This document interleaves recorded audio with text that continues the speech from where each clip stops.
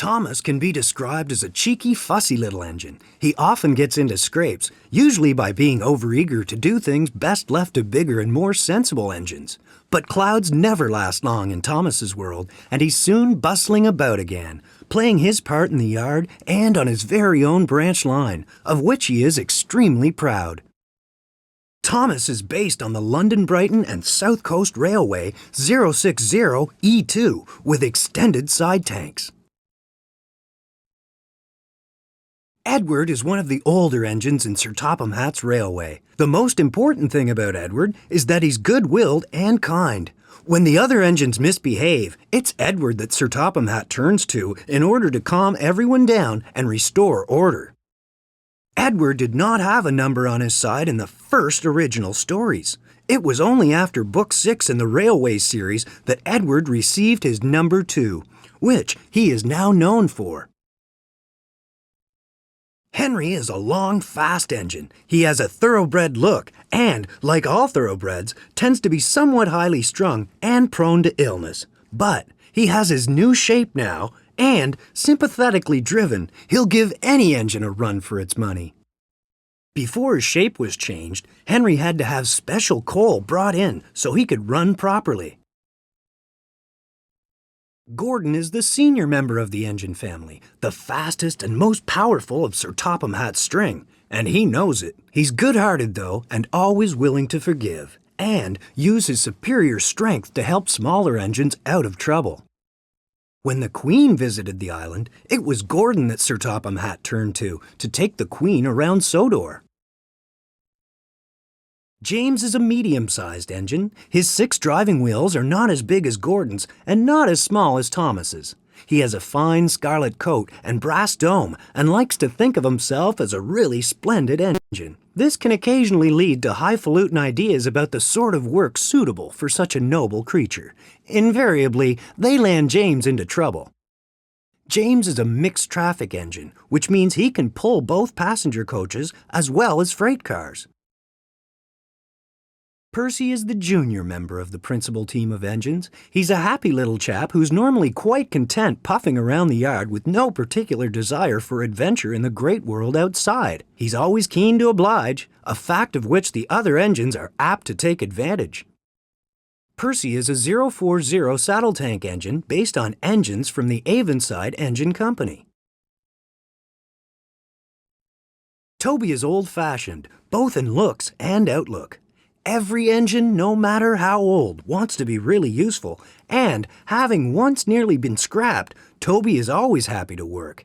He's not about being temperamental sometimes, but since he works mainly up an outlying quarry line, he can work off his moods without causing grief to anyone except his own faithful coach, Henrietta.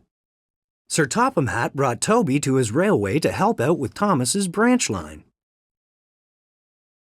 Duck is a cheerful and busy engine. He's only a small tank engine, but coming as he does from the Great Western Railroad, he'll stand no nonsense whatsoever from larger engines who try to order him about. Duck received his name because they say he waddles along the tracks. Other than their name plaques and numbers, Donald and his brother Douglas are twins. Donald does not like to be parted from his brother and loves to play practical jokes on the other engines. Sir Topham Hatt had ordered one goods engine from Scotland, but was surprised when both Donald and Douglas showed up. Douglas, along with his twin brother Donald, loves playing jokes on the other engines. His antics usually lead to trouble, but he is a hard worker and is especially good at plowing snow. When Douglas and his brother Donald arrived at the island, no one could tell them apart because they had lost their numbers and name plaques. Mavis is a feisty young diesel engine who works at the quarry. She's full of her own ideas and doesn't take kindly to advice. She has a lot to learn about the troublesome trucks, but with Toby's help, she's learning to be a really useful engine. Mavis is a 060 Drury diesel mechanical locomotive.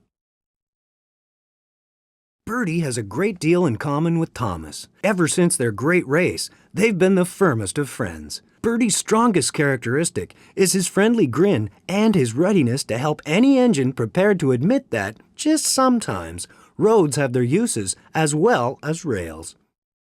Birdie is a single-decker front entrance bus with a direct line of descent from the English Carabanc of the 1930s and 40s. Like all cranes, Cranky has a high and mighty attitude which often annoys the engines. Cranky knows that if he ever gets too big for his crane hook, the engines have ways of getting back at him.